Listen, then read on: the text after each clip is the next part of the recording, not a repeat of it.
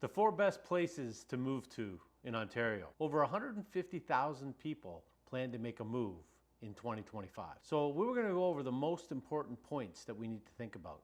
We're going to base it on real data, livability, affordability, and growth. My name is Daniel Bozuk. I'm broker owner of Danley Group Real Estate, and welcome to my YouTube channel. I'm going to go over different aspects of the real estate market in Ontario.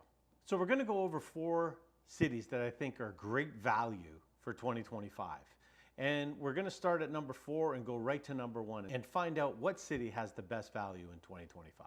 So the first city, or the 4th city, that I feel is a great city to choose is Barrie. Now, Barrie is a very affordable area that's about roughly an hour from Toronto. It's straight up to 400. It is quite a bit of traffic going back and forth. It can be an issue, but the GO train is expanding into Barrie. There are GO buses that go in regularly. And Barrie itself is really expanding and growing. The lifestyle there is phenomenal. You have Lake Simcoe. You're literally about an hour max away from cottage country. You got great fishing. In the winter, you got skiing, snowmobiling. It really has it all when you really think about it. I think Barrie has a lot more to offer than people feel. It has really changed a lot. The average price for a single detached home in Barrie is around $750,000, $760,000. So fairly affordable for Ontario real estate market. And the city itself really does care for its people and is making a lot of smart investments. The next city I think that is a great area to live, a little further away from Toronto, is St. Catharines, Niagara region.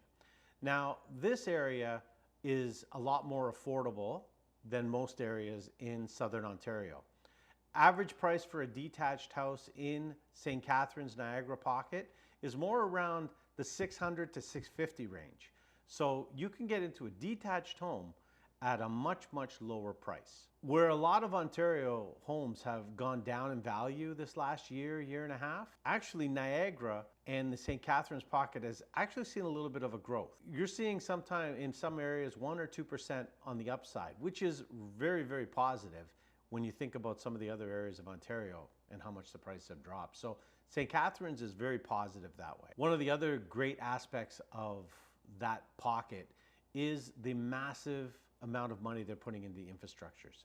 They're building new hospitals in the area, shopping centers.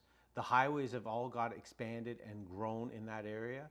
So the investment will only keep going up for sure. Now, Niagara and St. Catharines are considered a border city as well.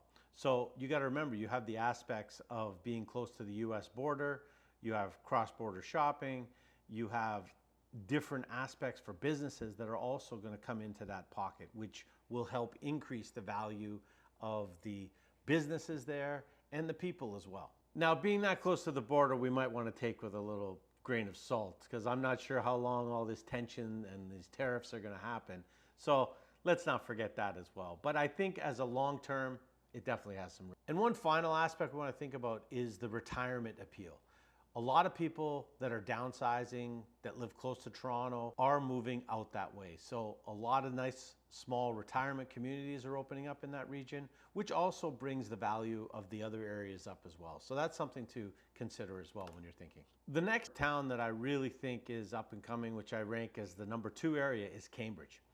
Now, Cambridge is part of that Kitchener, Waterloo area that is very tech heavy.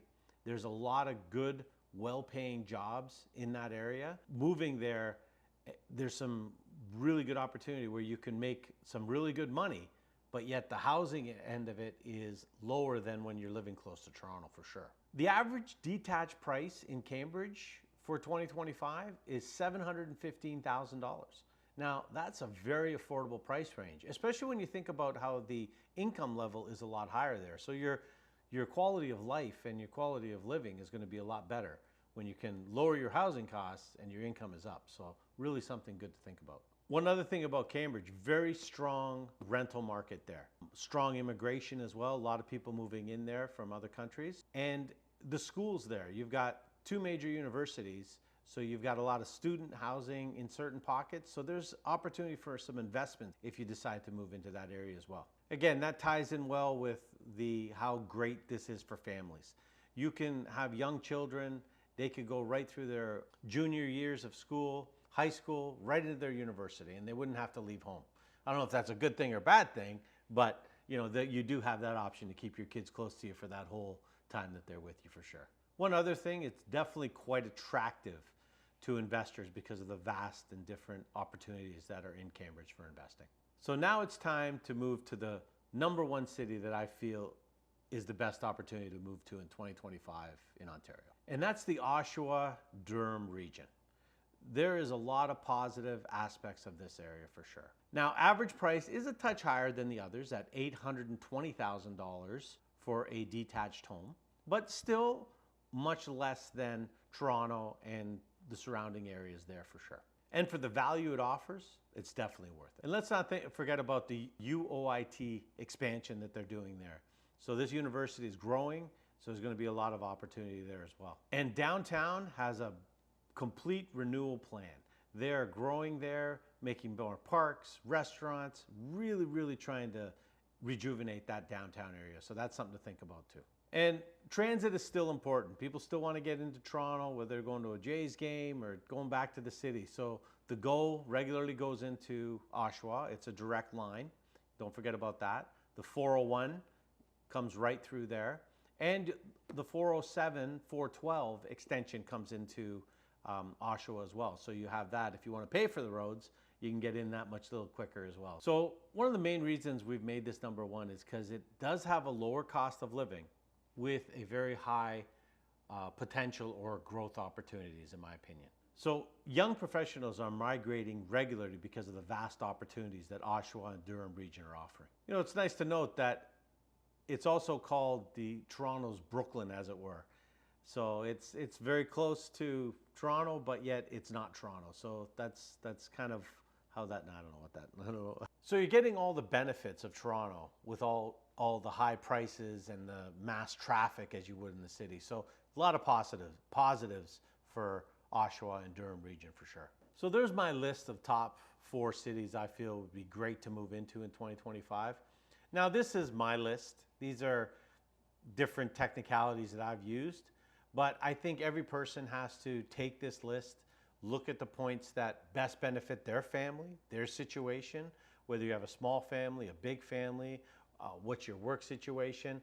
All those have to be considered, and each person has to evaluate what they feel would be their number one choice. But these 4 are great 4 choices that I think you should consider and analyze for your own benefits. So if you need help with this, just type in below MOVE, and I'll send you a checklist to help you pick a great place to move to in 2025.